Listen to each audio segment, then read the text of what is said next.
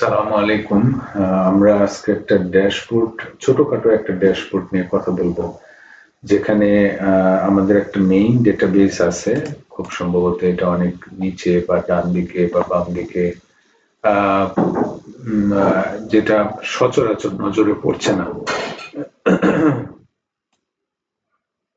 তো সেই রকম একটা ডেটাবেস থেকে আমরা ডেটা পুল করে একটা পার্টিকুলার সিটি ওয়াইজ অন্তত অনলি একটা সিটির ডেটা আমরা এখানে পুল করতে চাই। তো এটা করার জন্য আমি একটু এখানে একটা কম্বো বক্স নিতে চাই। কম্বো বক্স নিয়ে সেই কম্বো বক্সে যখন আমি সিটির নাম ক্লিক করব, তখন আমার ওই সিটির রেলিভেন্ট ডেটা এখানে আসবে। সেই ডেটা দিয়ে আমি আবার একটু গ্রাফিক্যালি এখানে ডিসপ্লে করতে চাই। সেই কাজটা করার জন্য প্রথমে আমি একটু ডেভেলপার নামে একটা মেনু আছে, সেই মেনুটার দরকার। সো সেটা নেওয়ার জন্য আমি ফাইলে যাব, অপশনসে যাব, এবং এখান থেকে কাস্টমাইজ রিবনে গিয়ে যদি ডেভেলপার খুঁজি, এই যে পেয়ে যাব, ওকে দিলাম, তাহলে আমি ডেভেলপার নামে একটা মেনু পেলাম। ডেভেলপার মেনুর ভিতরে আমি যদি ইনসার্টে যাই এবং কম্বো বক্সটা এখান থেকে পাবো, কম্বো বক্সটা নিয়ে আমি এখান থেকে ছোট্ট একটা কম্বো বক্স আমি এখানে নিলাম।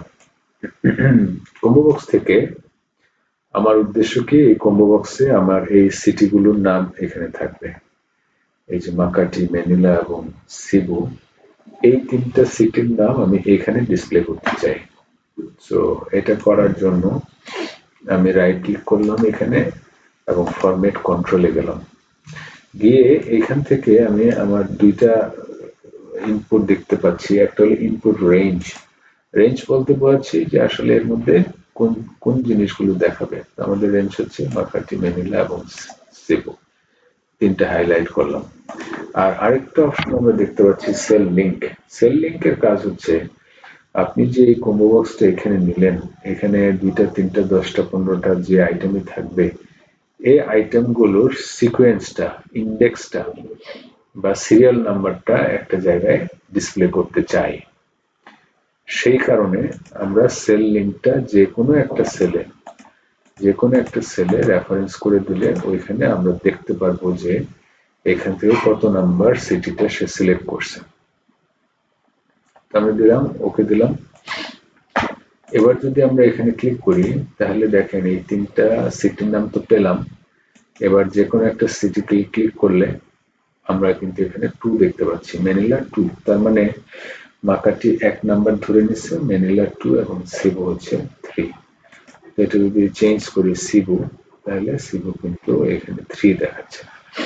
আচ্ছা, সো আমার কিন্তু কানেক্টিভিটি মোটামুটি হয়ে গেল যে আমি এখানে এই কম্বো বক্সের মাধ্যমে সিটির নাম সিলেক্ট করব এবং এইটার আলোকে রেলিভেন্ট ইনফরমেশন এখানে ডিসপ্লে করবে।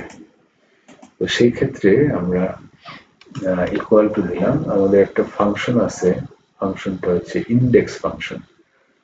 তো আমরা গেলাম হচ্ছে ইন্ডেক্সে। ইন্ডেক্সে গেলে প্রথমটাই নিচ্ছি। জিজ্ঞেস করছে যে অ্যারেটা কি, অ্যারে কোনটা, মানে ডেটা সোর্সটা কোথায়, কোথা থেকে আপনি ডেটাটা পুল করতে চাচ্ছেন।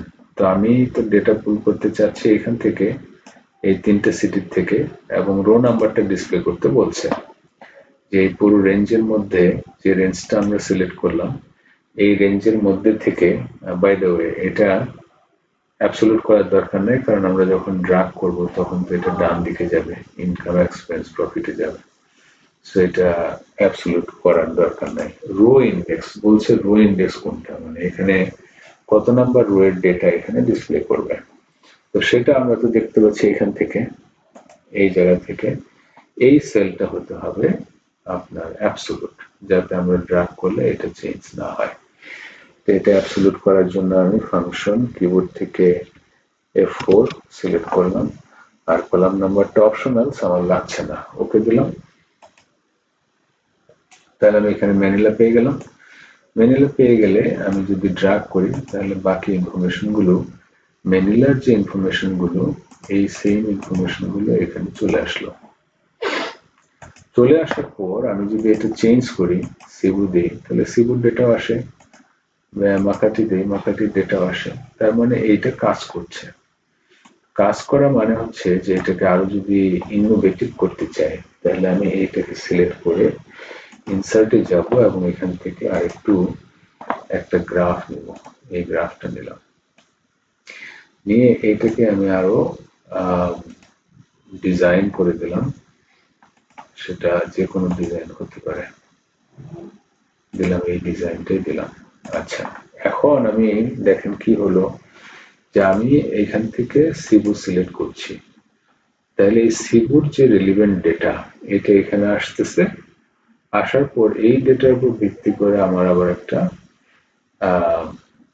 গ্রাফ আসছে, তো আমি যদি এখন সিটি চেঞ্জ করি, আমার ডেটাও চেঞ্জ হচ্ছে, আমার গ্রাফও চেঞ্জ হচ্ছে। তো এই হচ্ছে আমাদের মোটামুটি একটা ছোট example. Thank you so much.